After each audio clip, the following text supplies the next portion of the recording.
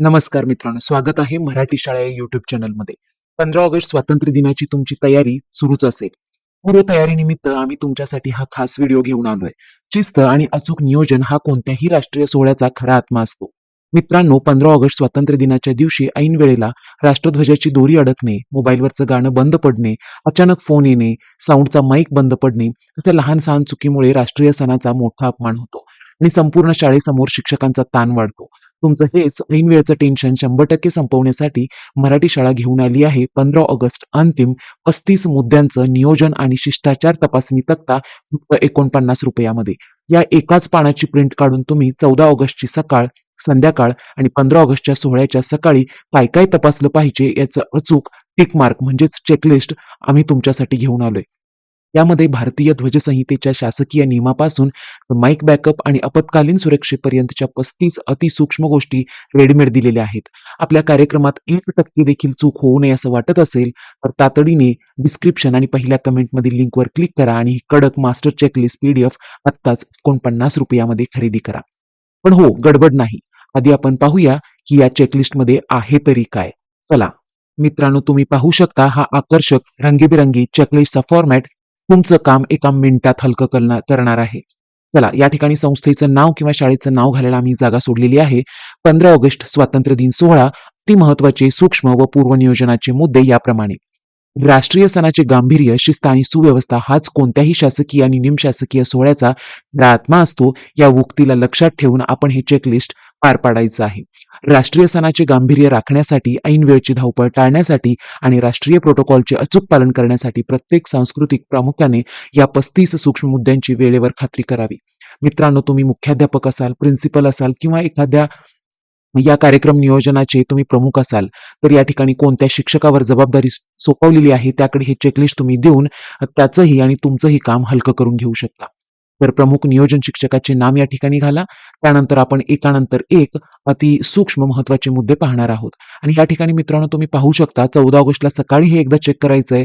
याच लिस्टवर तुम्हाला 14 ऑगस्टला संध्याकाळी चेक करायचंय आणि याच लिस्टमध्ये 15 ऑगस्टला सकाळी फायनल तुम्हाला चेक करायचं आहे. त्यामुळे कोणताही मुद्दा राहून जाणार नाही आणि तुम्हाला काय काय तयारीत राहून गेले हे तुम्हाला याच लिस्टवरून कळेल. वेगवेगळी लिस्ट करायची सुद्धा गरज भासणार नाही.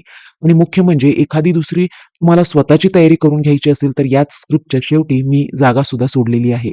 चला पाहूया आपण शॉर्टमध्ये या लिस्टमध्ये आहे तरी काय. 1. राष्ट्रध्वज संहिता व इस्त्री. राष्ट्रध्वज कुठेही फाटलेला किंवा मळलेला नाही याची रीतसर इस्त्री करून घडी राष्ट्रीय नियमानुसार केसरीवर हिरवा खाली केली आहे का. दोरीची दिशा अचूक आणि खूण. मुख्य दोरी ओळखण्यासाठी केशरी बाजूची वर एका टोकाला पांढरी लाल टेप किंवा खुणेचा दोर बांधलेला आहे. ध्वजस्तंभ स्वच्छता व रंगरंगोटी ध्वजस्तंभ करून त्याला पांढरा रंग दिलेला आहे का. दोरी कुठेही अडकणार नाही याची खात्री करण्यासाठी ट्रायल घेतलेली आहे का. तुम्हाला या चेकलिस्टमध्ये येस नो टिक करत जायचं आहे. ज्या काही नो आहेत तिथे तुम्हाला पुन्हा फॉलोअप घ्यायचा आहे. यानंतर चौथा मुद्दा आहे ध्वजस्तंभ हुक कडी तपासणी. ध्वजस्तंभाच्या दोरीला असलेले लोखंडी हुक किंवा कड्या गंजलेल्या तर नाहीत ना.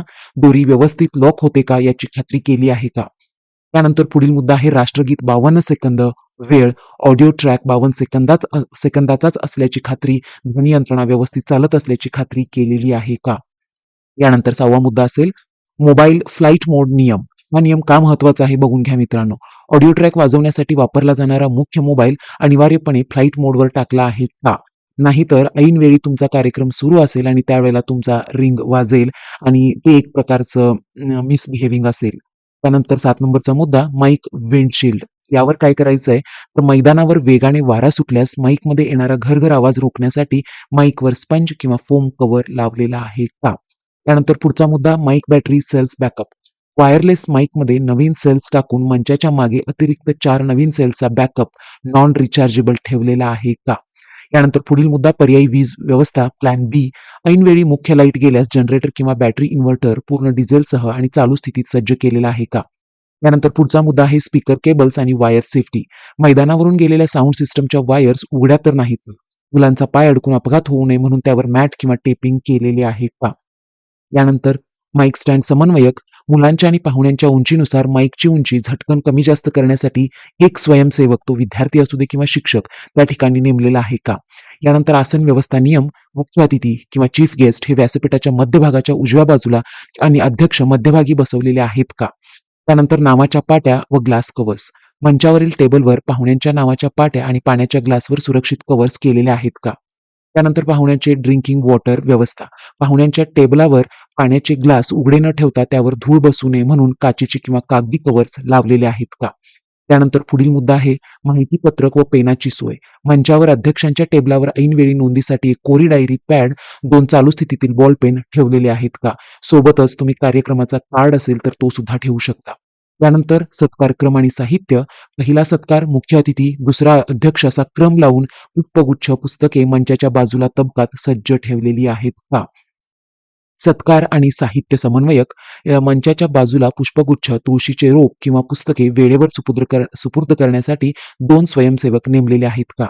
त्यानंतर प्रतिमा पूजन साहित्य, भारतमाता, क्रांतीवीरांचे फोटो, हार, दिवा, तेल, वात, अक्षता आणि मंचावर चालणारी कोरडी काडीपेटी तबकात सज्ज आहे का? मित्रांनो, कोरडी काडीपेटी हा शब्द महत्वाचा आहे, कारण पावसाळ्याच्या दिवसात तुम्हाला माहित आहे. त्यानंतर पुढील मुद्दा आहे पाहुण्याचे निमंत्रण आणि फॉलोअप, मुख्य पाहुण्यांना अधिकृत निमंत्रण पत्रिका पोहोचलेली आहे का?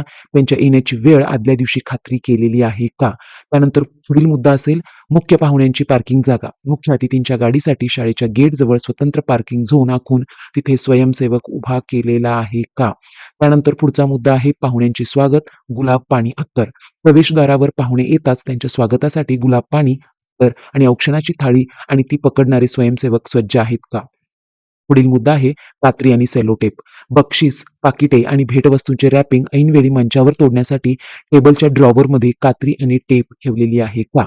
यानंतर पुढचा मुद्दा आहे बक्षीस टेबल, कापड व ट्रे, बक्षीस ठेवण्यासाठी टेबलवर सुंदर लाल किंवा पांढरे स्वच्छ कापड आणि बक्षिसे वाहून नेण्यासाठी 2 हलके ट्रे ठेवलेली आहेत का?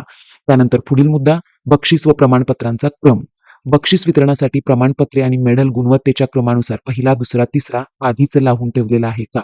यानंतर पुढचा मुद्दा प्राथमिक उपचार व औषधे, उन्हामुळे किंवा पावसामुळे चक्कर येणाऱ्या मुलांमध्ये मंचाच्या मागे फर्स्ट एड बॉक्स, ग्लुकोजचे पाणी, ओले रुमाल आणि ORS सज्ज आहे का?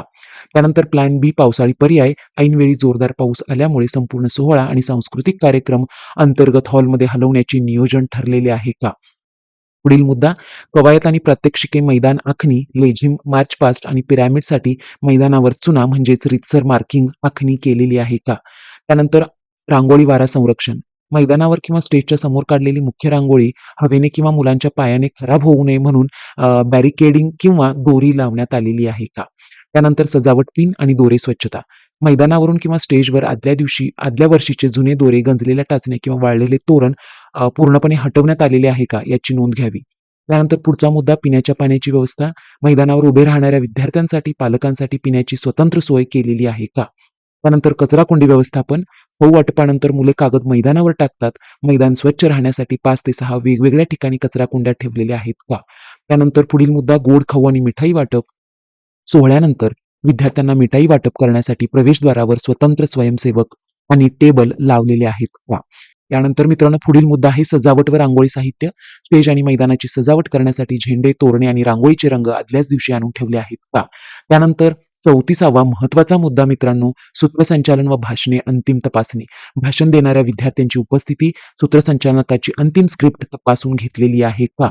मित्रांनो, काही वेळेला पाठांतर नसलेले विद्यार्थी सुद्धा स्टेजवर जाऊन थापतात, त्यामुळे आदल्या दिवशी एक भाषणाची रंगीत तालीम झाली तर जबरदस्त तयारी झाली. तर चला 35वा मुद्दा आणि शेवटचा, समारोप ध्वज संकोचन नियम, संध्याकाळी 5 वाजण्यापूर्वी म्हणजे सूर्यास्तापूर्वी राष्ट्रध्वज अत्यंत आदराने खाली उतरवण्यासाठी आणि त्याची घडी पुन्हा घालून सुरक्षित ठेवण्यासाठी शिक्षक नियुक्त केले आहेत का?